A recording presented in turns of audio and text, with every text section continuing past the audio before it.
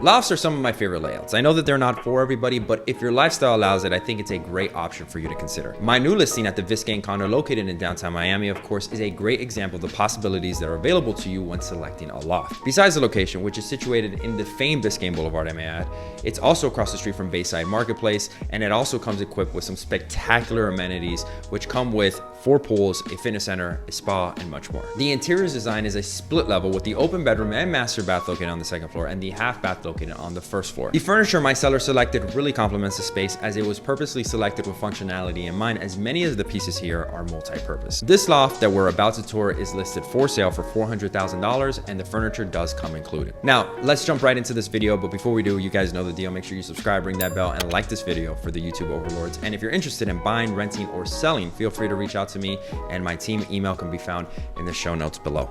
All right, guys, let's get started. Enjoy.